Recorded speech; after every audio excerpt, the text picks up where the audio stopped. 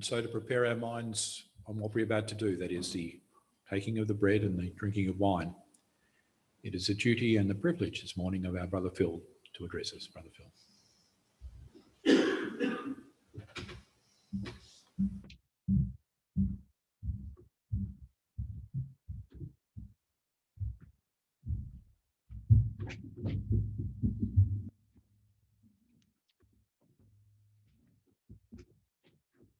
Good morning, my brothers and sisters.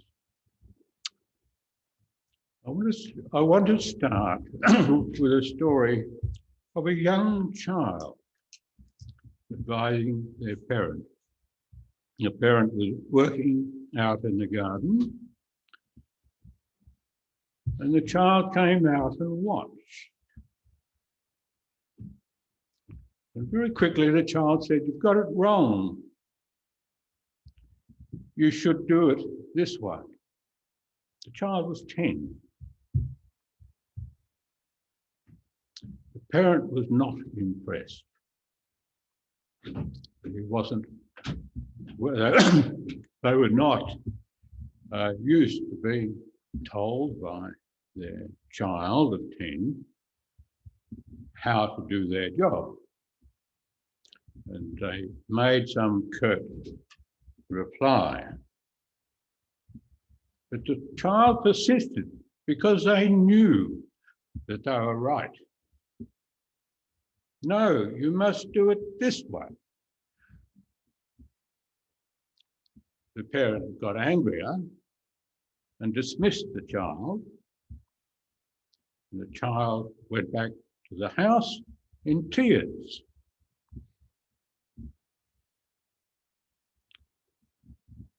He felt sort of rejected by the parent for no just reason.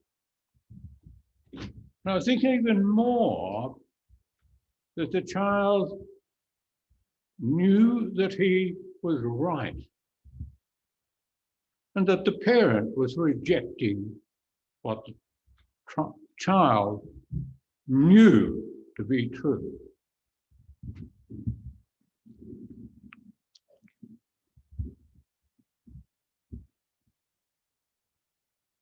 The conflict here comes from our very nature.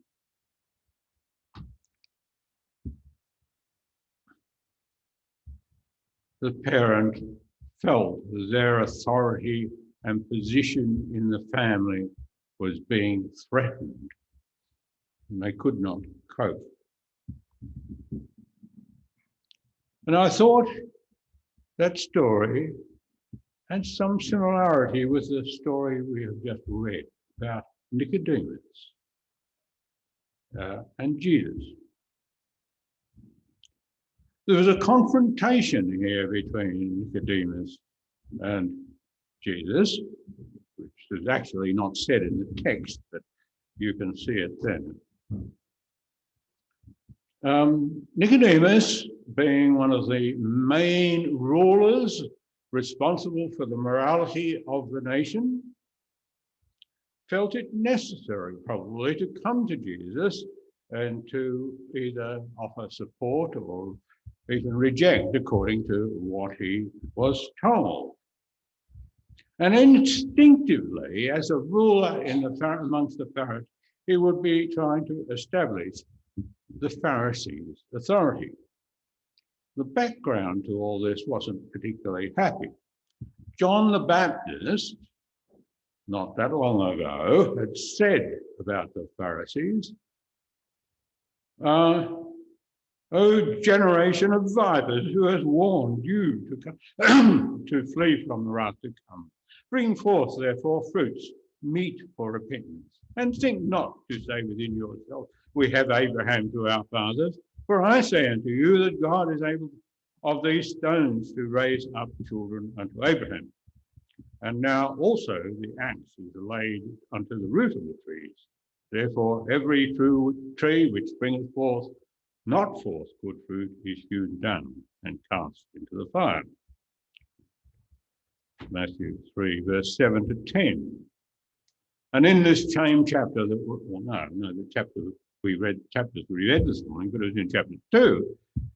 He had just suffered with the Pharisees the ignominy of this young upstart prophet, or whatever he was, coming in and dispersing the people in the temple. And when he had made a scourge, a small scourge, he drove them all out of the temple, and the sheep and the oxen, and poured over the changers' money, and overthrew the tables, and said to them that sold doves, "Take these things hence, make not my Father's house a house of merchandise."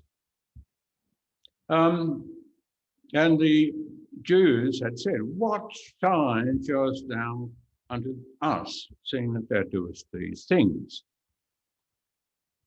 Now this upset the Pharisees because they were responsible for the morality of the people. They were actually probably supporting this, and they felt very uncomfortable. So they challenged him. And the third point here too, that Nicodemus, I think, was expecting that this new prophet, perhaps, should show some humility in the face of the religious or the moral leaders of the country. So that's Nicodemus's position. Jesus was the new boy on the scene. But he saw what the Pharisees were. He saw the need to expose their hypocrisy.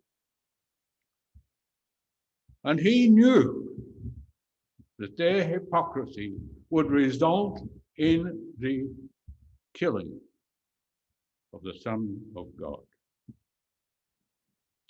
These two people came face to face. Now, in this conflict, I think Nicodemus showed humility. He recognized God in Jesus. And I think Nicodemus was genuine in this. Look, you have done miracles. You can't do miracles without God being doing with you. And I think probably he thought, well, look, you need our support. We can work together in this. Not said there, but I suspect that there was a few things in his mind hoping to hold on to that power and authority which he and the Pharisees had. Now, Jesus could have hopped into it. He could have said the things that John could have said.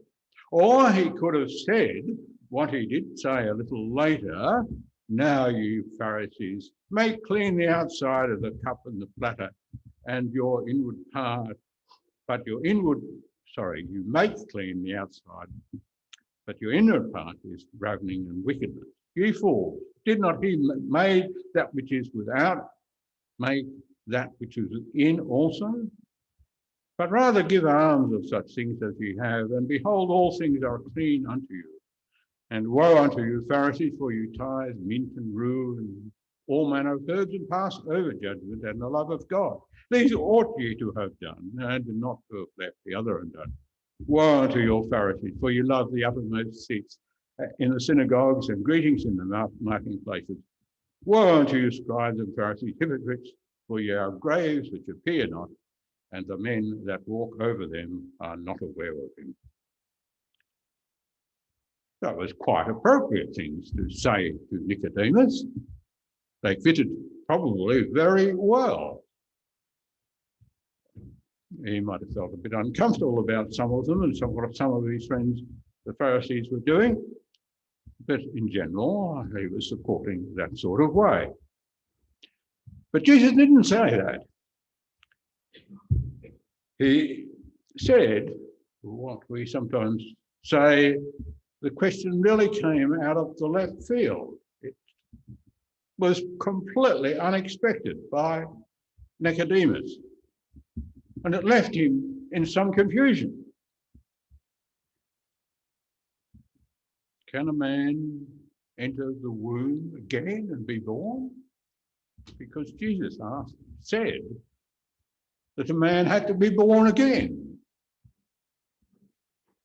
And after response to that, there's this confusion. How can these things be?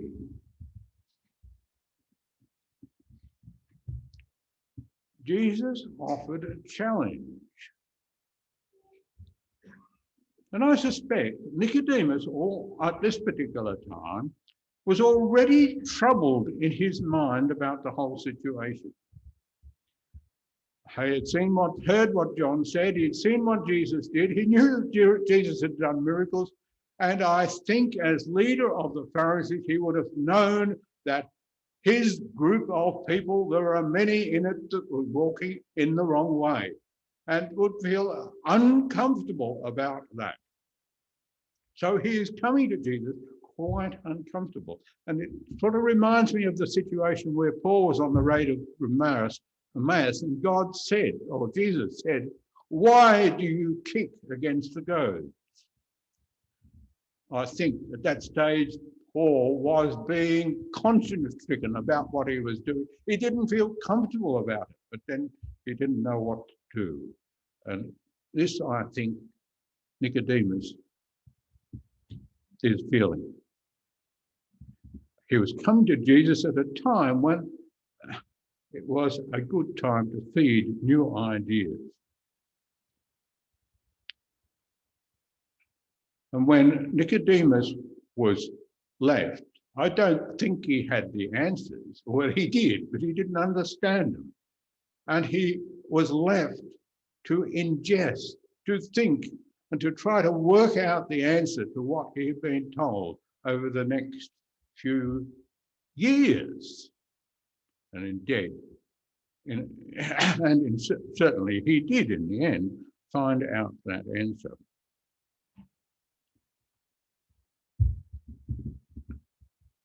So these periods of conflict, we need to educate ourselves about. Now, it is interesting, I find, if we think of Jesus in this case. Now, he went down to the temple when he was 12. At this stage, I think he would have understood that his parents knew where he came from. He knew where he came from. He knew his purpose. And he was setting about doing something about it. He went to the Pharisees, the leaders of the people, the priests, and started talking to them. And obviously he did pretty well at that. He was possibly telling them things, as well as them telling him things. His parents were upset because he disappeared and they didn't know where to find him. And so you have this challenge, this almost a conflict between him and his parents. And we read the passage, and when the parents saw him, they were amazed. And his mother said to him, "Son, why hast thou dealt with us? Thus dealt with. Behold, thy father and I have sought thee sorrowing." And he said unto them, "How is it that you sought me? Wist ye not that I must be about my father's business?" And they understood not the saying which he spake unto them.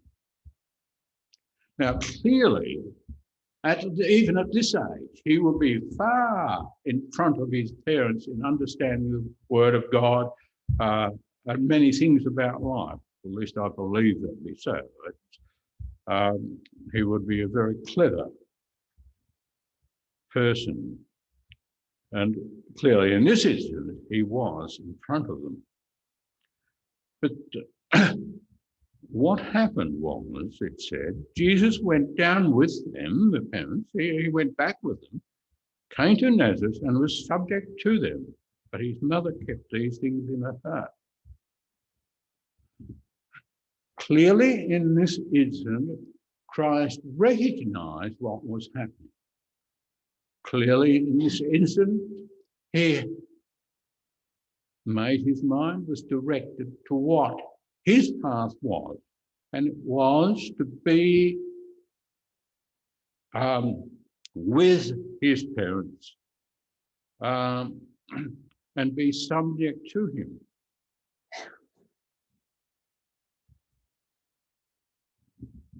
And use, I am sure, and it doesn't say it here, use understanding in dealing with his parents. And not like the little child that said to their parents, what you are doing is wrong, you do it this way.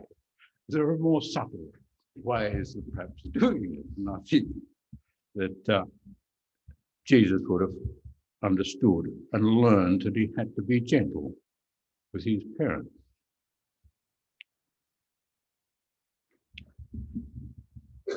Perhaps we aren't in the situation where we need to do that, most of us, but some might. And certainly we need to be able to learn to deal with people. Now, there's the other side of the thing is the parents learning and behaviour. And basically, this is a challenge of a parent's inbuilt desire to be in authority. Probably applies more to men and women, but I don't know about that. I'm only one sex. We as parents must learn to be humble and listen.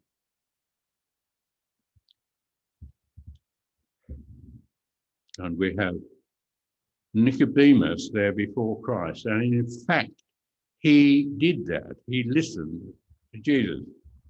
I don't think he was satisfied. He didn't have the answer he wanted.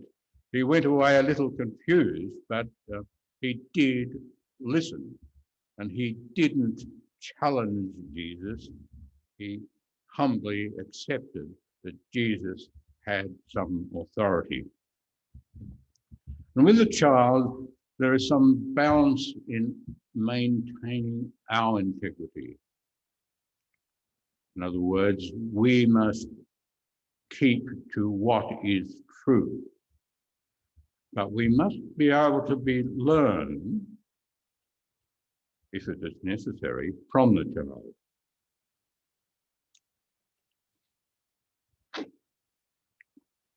Now,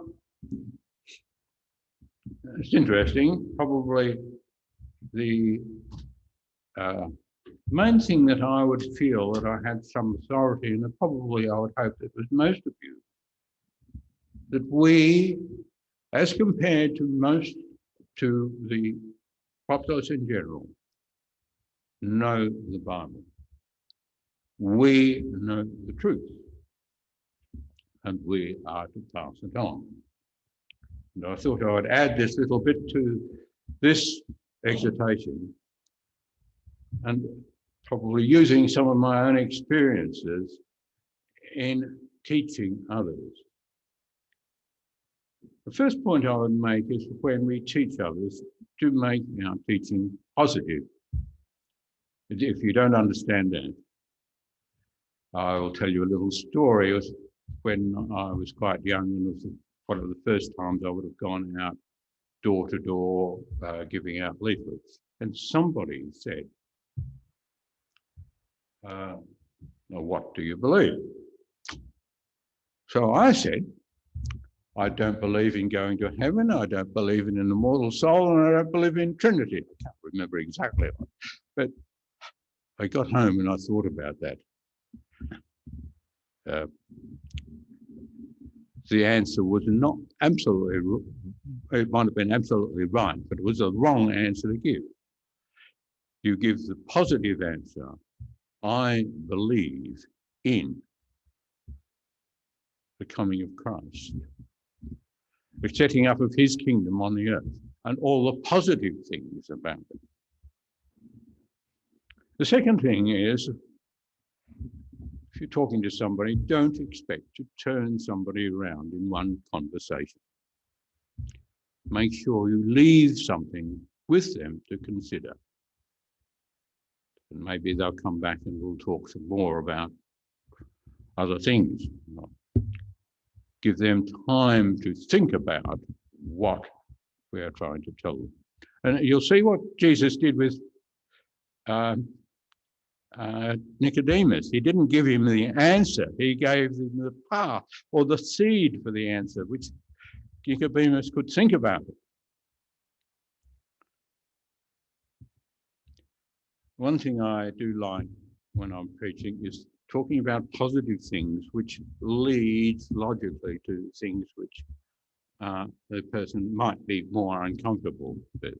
Now, for instance, I love the promises to Abraham because most churchgoers don't know about the promises of Abraham, and they even might get excited about telling about the promises to Abraham. But that leads to difficulties. And once they accept all the things that you've said about Abraham, and I had this lovely situation where once I did this, and the young lady that was in front of me, as I was going through all this, all of a sudden said, "So that means we don't go to heaven?" And I said, well, basically I'd said nothing about going to heaven, but the logic of the way that I was going was telling them. And I had to say that, yes, that was true, but it wasn't on a conflict situation, it was a learning situation. And I would also do that when talking about the God, I would tend to start on John 1. That in the Old Testament, we only have God as a word.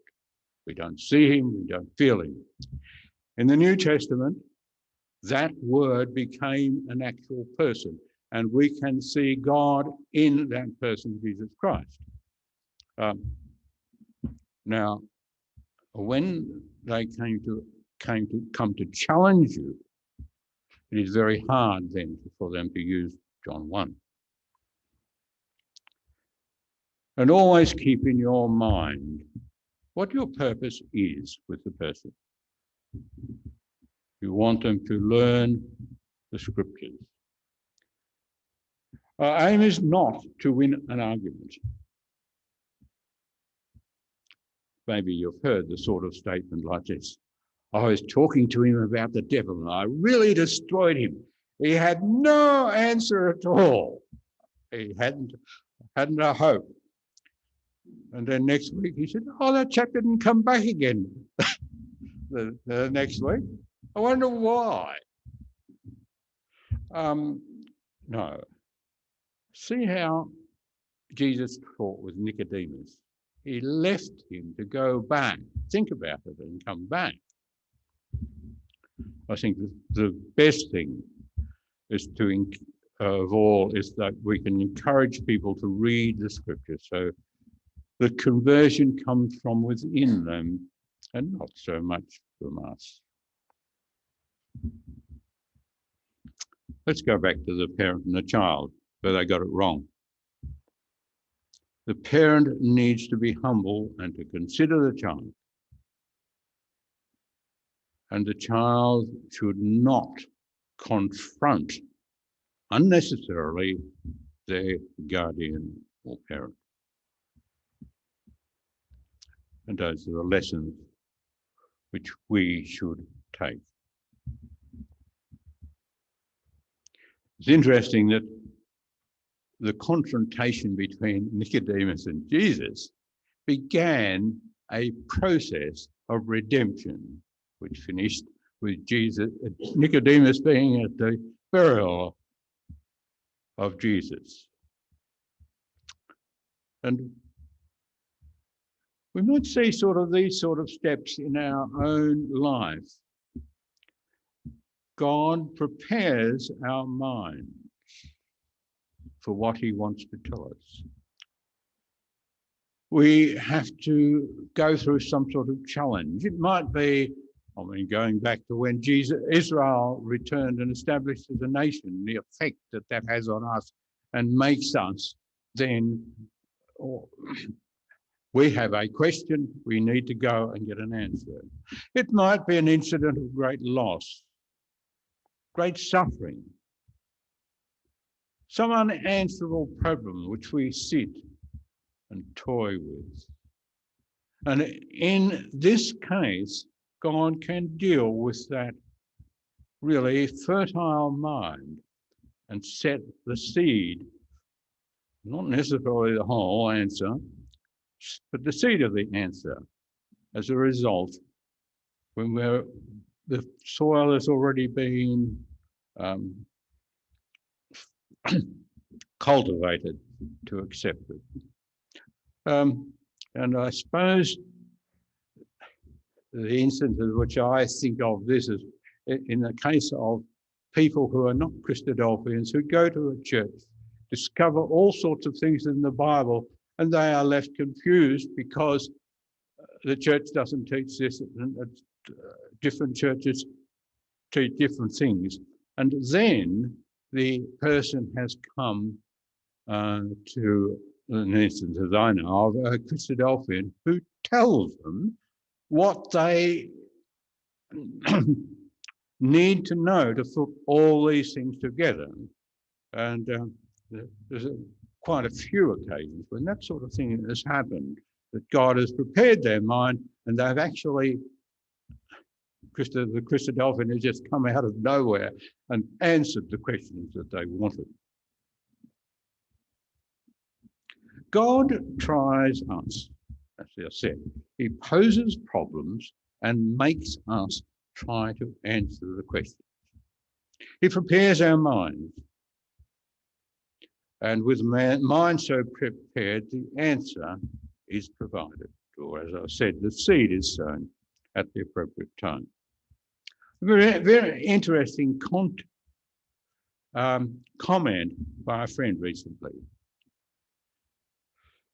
We were dealing with conflict, and he said, "Oh, conflict is good if it's handled correctly." He said, "All right, you all sit down and you all agree. You learn nothing. But if you disagree, you have a possibility of learning something if you talk and you listen." Now, as my final point, I'll turn to the emblems before us.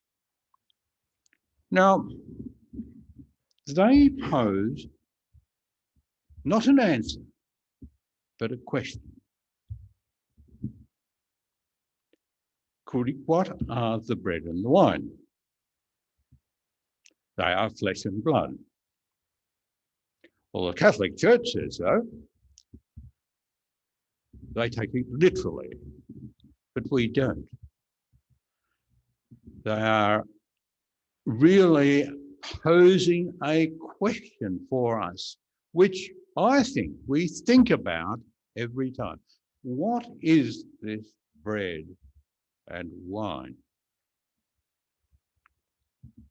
Not physical answers, like Nicodemus in his answer said, "Well, okay, have I got to go back in the womb again?" No. They lead us to contemplate things that involve our salvation through Jesus.